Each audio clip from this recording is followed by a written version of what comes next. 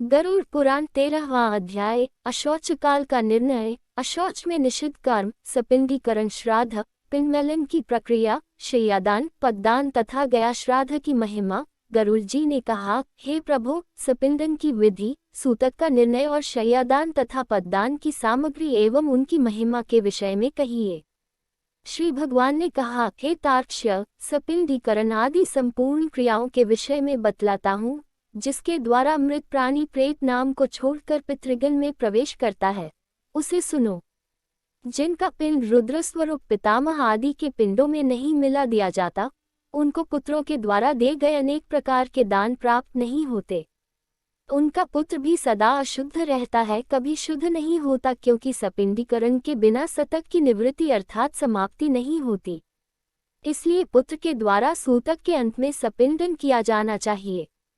मैं सभी के लिए सूतकांत का यथोचित काल कहूँगा। ब्राह्मण 10 दिन में, क्षत्रिय 12 दिन में, वैश्य 15 दिन और शूद्र 1 मास में शुद्ध होता है।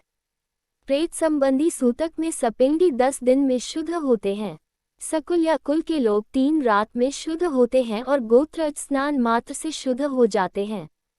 चौथी पीढ़ी तक के बांधव 10 रात में, 5वीं पीढ़ी के लोग 6 रात में, छठी पीढ़ी के 4 दिन में और 7वीं पीढ़ी के 3 दिन में, 8वीं पीढ़ी के 1 दिन में, 9वीं पीढ़ी के 2 प्रहर में तथा 10वीं पीढ़ी के लोग स्नान मात्र से मरनाशौच और जन्नाशौच से शुद्ध हो जाते हैं। देशांतर में गया हुआ कोई व्यक्ति अपने कुल के जन्नाशौच या मरनाशौच के विषय का समाचार 10 दिन के अंदर सुनता है तो 10 रात्रि बीतने में जितना समय शेष रहता है, उतने समय के लिए उसे अशौच होता है। 10 दिन बीत जाने के बाद और 1 वर्ष के पहले तक ऐसा समाचार मिलने पर 3 रात तक अशौच रहता है। संवत्सर अर्थात 1 वर्ष बीत जाने पर समाचार मिले तो स्नान मात्र से शुद्धि हो जाती है।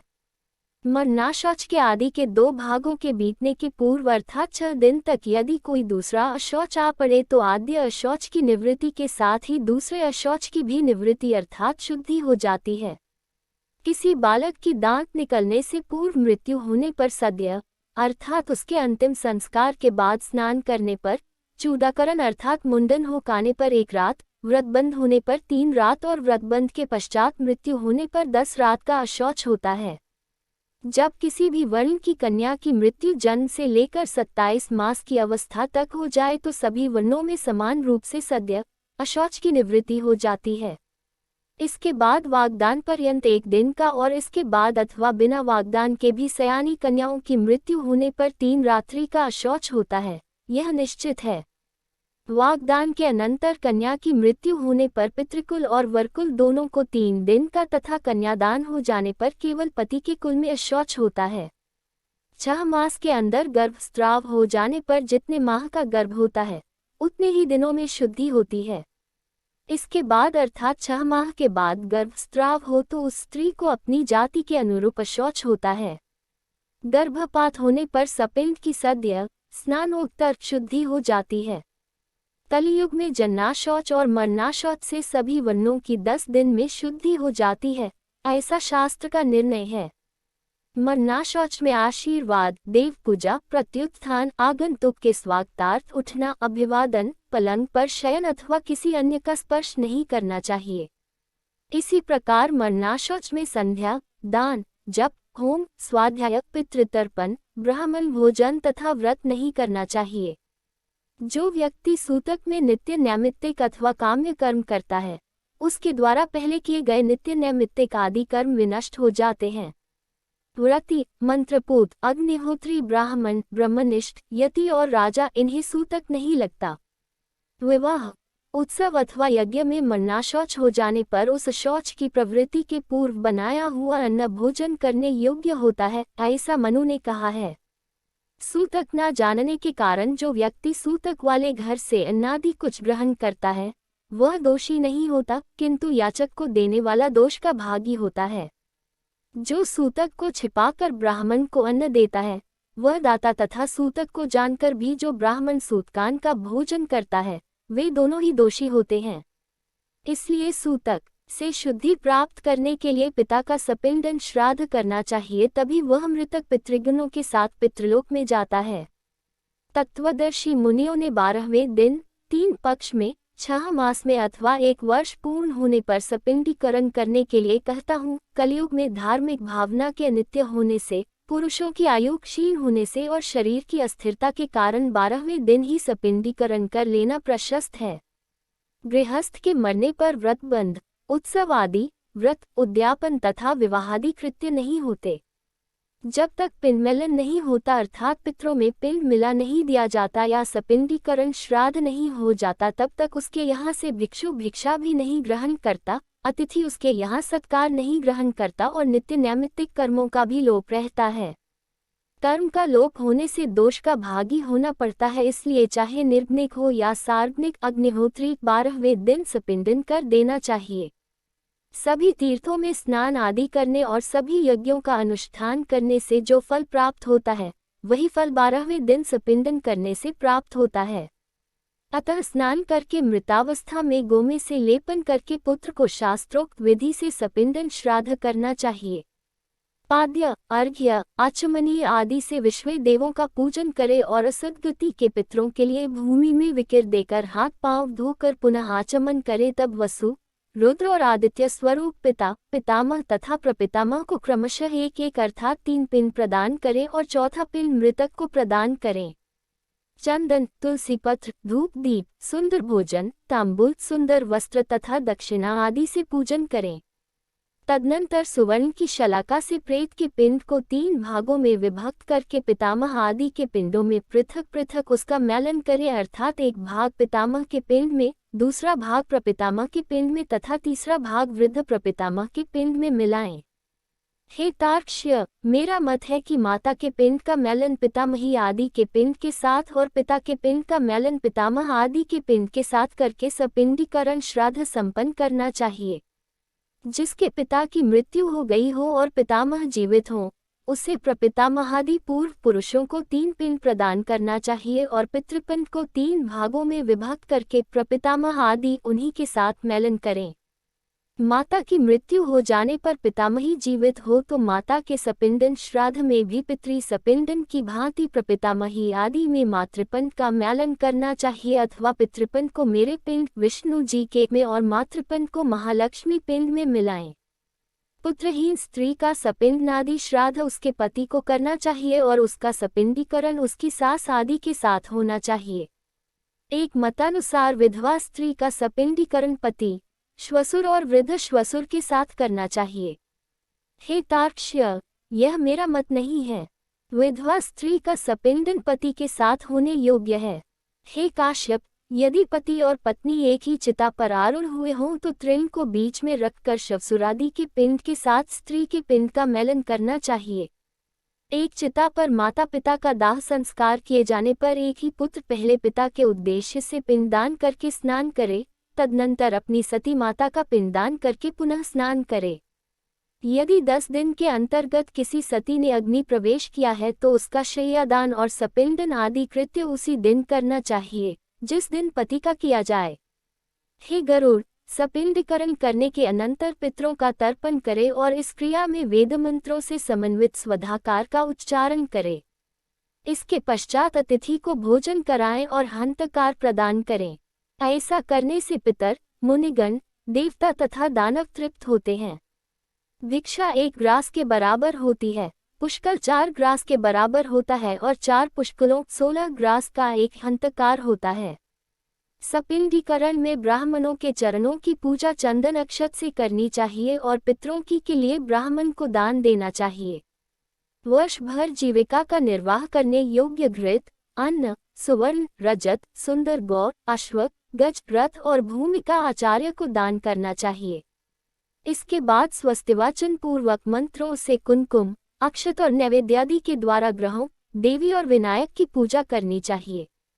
इसके बाद आचार्य मंत्रोच्चारण करते हुए यजमान का अभिषेक करे और हाथ में रक्षा सूत्र बांधकर मंत्र से पवित्र अक्षत प्रदान करें। तदनंतर विविध प्रकार के सुस्वादु मिष्टान्नों से ब्राह्मणों को भोजन कराएं और फिर दक्षिणा सहित अन्न एवं जलयुक्त 12 घट प्रदान करें। तदनंतर ब्राह्मणी को वर्ण क्रम से अपनी शुद्धि हेतु क्रमशः जल, शस्त्र, कोड़े फर डंडे का स्पर्श करना चाहिए, अर्थात ब्राह्मण जल का, क्षत्रिय शस्त्र का, वैश्य कोड़े का तथा शूद्र डंडे का स्पर्श करे। ऐसा करने से वे शुद्ध हो जाते हैं। इस प्रकार सपिंडन श्राद्ध करके क्रिया करते समय पहने गए वस्त्रों का त्याग कर दें। इसके बाद श्वेत वर्ण के वस्त्र को धारण करके शय्यादान करें। इंद्र सहित सभी देवता शय्यादान की प्रशंसा करते हैं, अतः मृतक के उद्देश्य से उसकी मृत्यु के बाद अथवा जीवन काल में भी शय्या प्रदान करनी चाहिए। शय्या सुदृढ़ काष्ठ की सुंदर एवं विचित्र चित्रों से चित्रित, दृढ़ रेशमी सूत्रों से बनी हुई तथा स्वर्णपत्रों से अलंकृत हो। श्वेत रुई के गद्दे, सुंदर तकिए तथा चादर से युक्त हो तथा पुष्प, गंध आदि द्रव्यों से सुवासित हो। वो सुंदर बंधनों से भली भांति बंधी हुई हो और पर्याप्त विशाल हो तथा सुख प्रदान करने वाली हो। ऐसी शय्या को बनाकर आस्तरणयुक्त कुश या दरी चादरयुक्त भूमि पर रखें। उस शय्या के चारों ओर छाता, चांदी का दीपाले, चंवर, आसन और पात्र, झारी या कलश, गिलोआ, दर्पण, 5 रंगों वाला चंदवा तथा शयनोपयोगी और सभी सामग्रियों को यथास्थान स्थापित करें। उस शय्या के ऊपर सभी प्रकार के आभूषण, आयुध तथा वस्त्र से युक्त स्वर्ण की श्री लक्ष्मी नारायण की मूर्ति स्थापित करें।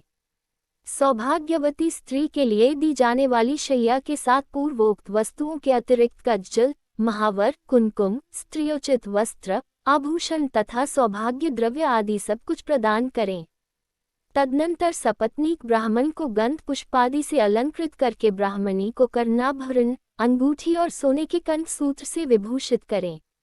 उसके बाद ब्राह्मण को साफा, दुपट्टा और कुर्ता पहनाकर श्री लक्ष्मी नारायण मूर्ति के आगे सुख शय्या पर बिठाए। कुमकुम और पुष्पमाला आदि से श्री लक्ष्मी नारायण की भली भांति पूजा करें। तदनंतर लोकपाल, नवग्रह, देवी और विनायक की पूजा करें। उत्तराभिमुख होकर अंजलि में पुष्प लेकर ब्राह्मण के सामने स्थित होकर इस मंत्र का उच्चारण करें। हे कृष्ण, जैसे क्षीरसागर में आपकी शय्या है, वैसे ही जन्म जन्मांतर में भी मेरी शय्या सूनी न हो। इस प्रकार प्रार्थना करके विप्र और श्री लक्ष्मी नारायण को पुष्पांजलि चढ़ाकर संकल्पपूर्वक उपस कर सभी सामग्रियों के साथ व्रतोपदेशक ब्रह्मवादी गुरु को शय्या का दान दे और कहे, हे ब्राह्मण, इस शय्या को ग्रहण करो। ब्राह्मण को कोदात कस्मादात कामोएस, कामो दाता काम, प्रतिग्रहीता कामे तकते यजु 7:48 यह मंत्र कहते हुए ग्रहण करें। इसके बाद शय्या पर स्थित ब्राह्मण को लक्ष्मी और नारायण की प्रतिमा को हिलाएं। तदनंतर प्रदक्षिणा और प्रणाम करके उन्हें विसर्जित करें। यदि पर्याप्त धन संपत्ति हो तो शय्या में सुखपूर्वक शयन करने के लिए सभी प्रकार के उपकरणों से युक्त अत्यंत सुंदर गृहदान भी करें। जो जीवितावस्था में अपने हाथ से शय्यादान करता है, वह जीते हुए ही पर्वकाल में वृषोत्सर्ग भी करे। एक शय्या एक ही ब्राह्मण को देनी चाहिए। बहुत ब्राह्मणों को एक शय्या कदापि नहीं देनी चाहिए। यदि वह शय्या विभक्त अथवा विक्रय करने के लिए दी जाती है तो वह दाता के अध पतन का कारण बनती है। सत्पात्र को शय्या दान करने से वांछित फल की प्राप्ति होती है और पिता तथा दान देने वाला पुत्र दोनों इस लोक और परलोक में मुदित होते हैं। शय्या दान के प्रताप से दाता दिव्य इंद्रलोक में अथवा सूर्यपुत्र यम के कोल में पहुंचता है, इसमें संशय नहीं है। श्रेष्ठ विमान पर आरूढ़ होकर अप्सरागुणों से सेवित दाता प्रलय पर्यंत आतंक रहित होकर स्वर्ग में स्थित रहता है। सभी तीर्थों में तथा सभी पर्व दिनों में जो भी पुण्य कार्य किए जाते हैं, उन सभी से अधिक पुण्य शय्यादान के द्वारा प्राप्त होता है। इस प्रकार पुत्र को शय्यादान करके पददान देना चाहिए। पददान के विषय में मैं तुम्हें यथावत बतलाता हूँ, सुनो। छाता, जूते, वस्त्र, अंगूठी, कमंडलू, आसन तथा पंचपात्र ये 7 वस्तुएं पद कही गई हैं। दंड, ताम्रपत्र, आमरण, कच्चा अन्न, भोजन, अर्घ्यपात्र और यज्ञोपवीत को मिलाकर पद की संपूर्णता होती है। इस प्रकार शक्ति के अनुसार 13 पददानों की व्यवस्था करके 12वें दिन 13 ब्राह्मणों को पददान करना चाहिए। इस पददान से धार्मिक पुरुष सद्गति को प्राप्त होते हैं। यममार्ग में गए हुए जीवों के लिए पददान सुख प्रदान करने वाला होता है। वहाँ यममार्ग में अत्यंत प्रचंड आतप होता है, जिससे मनुष्य जलता है। छाता दान करने से उसके सिर पर सुंदर छाया हो जाती है। जो जूता दान करते हैं, वे अत्यंत कंटकाकीर्ण यमलोक के मार्ग में अश्व पर चढ़कर जाते हैं। हे खेच, वहाँ यममार्ग में शीत, गर्मी और वायु से अत्यंत घोर कष्ट मिलता है। वस्त्रदान के प्रभाव से जीव सुखपूर्वक उस मार्ग को तय कर लेता है। यम के मार्ग में महाभयंकर और विकराल तथा काले और पीले वर्ण के यमदूत मुद्रिका प्रदान करने से जीव को पीड़ा नहीं देते हैं। कमंडलू का दान करने से अत्यंत धूप से परिपूर्ण, वायुरहित और जलविहीन यम मार्ग में जाने वाला वह प्यासा जीव प्यास लगने पर जल पीता है। मृत व्यक्ति के उद्देश्य से जो ताम्र का जल पात्र देता है, उसे 1000 प्रपादान का फल अवश्य ही प्राप्त होता है। ब्राह्मण को सम्यक रूप से आसन और भोजन देने पर यममार्ग में चलता हुआ जीव धीरे धीरे सुखपूर्वक पाथेय भोज्य पदार्थों का उपभोग करता है।